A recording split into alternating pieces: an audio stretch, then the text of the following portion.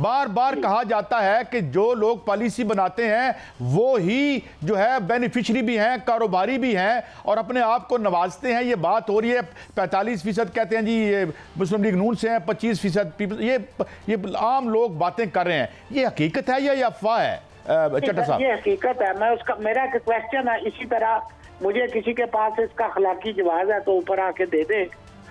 हमने 2 तरह की पॉलिसीज बनाई, एक रिन्यूएबल एनर्जी की और एक हमने इंपोर्टेड फ्यूल पे बनाई, कोल पे और RLNG पे। और ऑथेंटिक सोर्सेज कहते हैं कि उस वक्त जो एनर्जी एक्सपर्ट थे, जो कंसल्टेंट थे, उन्होंने कहा कि आप थर्ड कोल पे कंसंट्रेट करें, आप ये इंपोर्टेड कोल पे प्रोजेक्ट ना लगाएं। हमने लगाए। हमने RLNG को, जितनी पॉलिसीज इंपोर्टेड फ्यूल पे बनी है उनकी परसेंटेज इंप्लीमेंटेशन 100% है। क्यों? जो बनाने वाले थे वो चाहते थे कि ये हो जाए। जो रिन्यूएबल एनर्जी है उसको हम हर 5 साल बाद थोड़ी बहुत उसकी इंग्लिश चेंज करके दोबारा इशू करते हैं और उसका परसेंटेज लेवल 10% से भी कम। क्यों? वो सस्ती पड़ेगी, उसमें कोई और बरकत नहीं है लोगों के लिए। जी मियां साहब आप सवाल पूछना चाहते हैं? जी मियां साहब आपसे, मियां शाहिद साहब प्लीज सवाल करें। साहब, एक तो आपने RLNG की बात की है। आज साबिक वज़ीर-ए-आज़म शाहिद खाकान अब्बासी फरमा रहे थे कि दावत दी गई थी पावर प्लांट्स को लाने की 2015 में और वो उस वक्त वज़ीर पेट्रोलियम थे, LNG के खालिक थे और वो जब वज़ीर-ए-आज़म थे तो उन्होंने ही इफ्तिताह किए थे जो कि आज पावर प्लांट्स बंद पड़े हुए हैं। दूसरा चट्टा साहब, मुझे ये आपके सामने एक आपकी रहनुमाई चाहूंगा कि आप वापडा में रहे हैं, माशाल्लाह आपका पावर सेक्टर में बड़ा नाम है।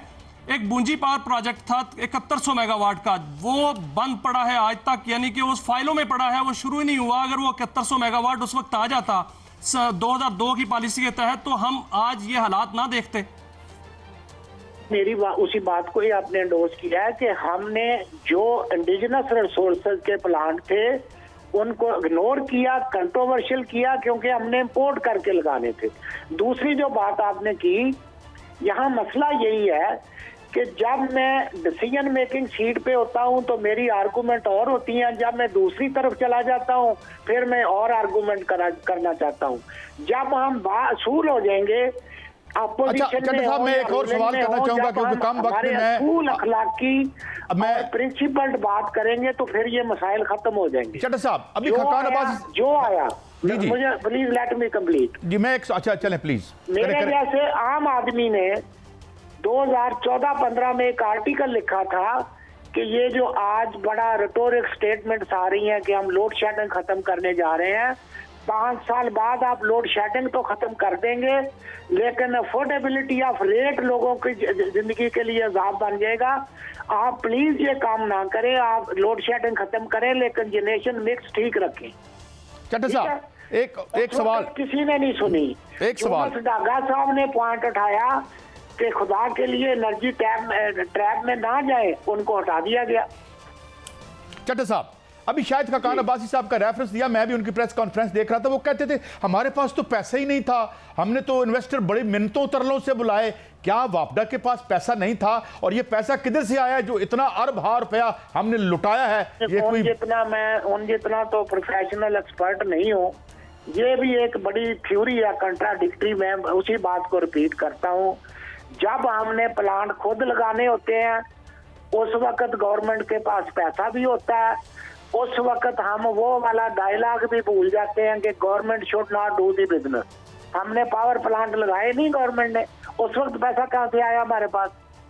और नंबर 2, जिनको आपने इन्वेस्ट करके लगवाए उनसे उनकी सॉवरेन गारंटी किसने दी हुई है? और जितने के वो लगे हैं उससे 10 गुना आप पे बैक कर चुके हैं।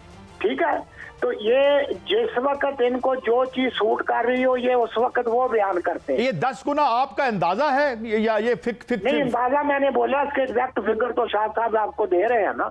जी जी। तो हमने उस, ठीक है, एक बात में लेकिन इस पे जरूर क्लैरिफाई करना चाहूंगा कि ये कोई 2-4 महीनों में या 1 साल में आए हैं IPP। Where we were since 30 years. उस वक्त हम क्यों नहीं बोले? जी जी जी जी मियां अब साहब, बोलने का वक्त है जट साहब, अब बोलने का वक्त है, क्योंकि मैं खबर भी देने जा रहा हूँ। अब बोलने का वक्त है। एक खुफिया हाथ जट साहब, एक खुफिया हाथ जो है वो पड़ने वाला है इन पे, जो आईपीपीस के जिम्मेदारान हैं। पूरा साल इस पे तहकीकात होती रही, तहकीकात हो चुकी हैं। वो जो फोरेंसिक ऑडिट की हम बात करते थे, वो तो फिजिकल फोरेंसिक ऑडिट होगा, लेकिन इसकी तहकीकात भी साथ साथ हो चुकी हैं। और इसमें अब जो तहकीकात हैं वो मेरे पास पॉइंट्स हैं कि कंपनी किसकी थी ये भी पता कर जो है वो लग चुका है, कौन फ्रंटमैन था और हिस्सेदार कौन था बेनामी कंपनियों के नाम पर, क्यों किस किस कौन कौन से पावर प्लांट्स हैं, और हुकूमतों में रहने वाले वो ओहदेदारान जो है उनका भी तयन कर लिया गया है कि वो ओहदेदारान कौन थे जिन्होंने इन जो है वो इसकी जो सहूलतकारी की है। और इसके अलावा फोरेंसिक ऑडिट जो है वो भी इसका ऑर्डर होने वाला है। मशीनरी कहां से आई थी ये भी पता लगा लिया गया है। मियां साहब अभी भी हो जाएगा, हु विल इम्प्लीमेंट। लेकिन मुझे एक बात प्लीज क्लियर कर लेने दें, देखें बात दोनों साइड का मौकफ सुनना चाहिए। आईपीपी लगाना कोई क्राइम नहीं है कि हम यही कहते जाएं कि आईपीपी वाले सारे ही जिम्मेदार हैं, वही गुनाहगार हैं। क्या उन्होंने जबरदस्ती आईपीपी लगाए थे? हमने उनके साथ बैठ के एग्रीमेंट साइन नहीं किए। हमने ऐसे टीओआर पे एग्री क्यों किया जो मुल्क और कौम के लिए, नेशनल इकोनॉमी के लिए हार्मफुल थे? उन्होंने कोई जबरदस्ती लगाए। फिर लगाने के बाद रेगुलेटर कहाँ पे थे, मॉनिटर कहाँ पे थे? चले आप कैपेसिटी चार्जेस भी ले ले सर, प्लीज आप कैपेसिटी चार्जेस भी ले ले, और खुदा के लिए लेके इन्वेस्ट तो फर्दर इस मुल्क में करें। आप सारा पैसा बाहर लेके जा रहे हैं। ये जो पीईसी का इलेक्शन है, आप भी सोच रहे होंगे कि मैं तो अल्हम्दुलिल्लाह ऑलरेडी बहुत बिजी हूँ, तो मुझे ये क्या सूझी। तो पीईसी जो है पाकिस्तान इंजीनियरिंग काउंसिल, इसका पाकिस्तान की तरक्की और इकोनॉमी में बड़ा रोल है। पीईसी एक रेगुलेटर अदारा है इंजीनियरिंग कम्युनिटी का। बदकिस्मती से वही बात बार बार, जब तक आप इंजीनियर का काम इंजीनियर को नहीं करने देंगे। आप चाइना की कैबिनेट उठा लें, उसमें मुझे बताएं कितने इंजीनियर हैं। जितनी डेवलप्ड कंट्रीज हैं उनके जितने कोर फोरम हैं, कोर कमेटीज हैं डिसीजन करने की, वहाँ प्रोफेशनल रेलेवेंट लोग बैठे हुए हैं। वहाँ इररेलेवेंट लोग नहीं है कि बीए पास बैठा या एमए फारसी बैठा पावर सेक्टर की प्लानिंग कर रहा है, तो वो जब करेगा तो फिर इसी तरह के नतीजे निकलेंगे जो अब निकल आए। तो मैंने इसलिए पीईसी में आने की किया, और मेरा जो प्लेटफॉर्म है tag the professional excellence group, और एक निया हमारे साथ बड़े प्रोफेशनल लोग हैं, वसीम नजीर साहब हैं जो कि वर्ल्ड लेवल के कंसल्टेंट हैं इंजीनियरिंग के।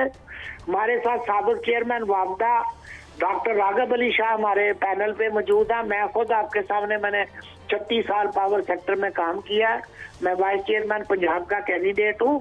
हम सिर्फ जो प्रोफेशनल लोग हैं वो इसलिए आए हैं कि पीईसी एक बिल्कुल इनएक्टिव अदारा बन गया है, उसमें प्रोफेशनल लोग नहीं बैठे, हमारे कोई वेस्टेड इंटरेस्ट नहीं है। तो मैं आपकी वसासत से जो इंजीनियरिंग के वोटर हैं उनको रिक्वेस्ट करूंगा, मैं ये नहीं कहता कि आप लाजमी हमें वोट दें, हमारी प्रोफाइल स्टडी करें, हमारे मेरिट पे करें और फिर मेरिट पे फैसला करें। ठीक हो गया।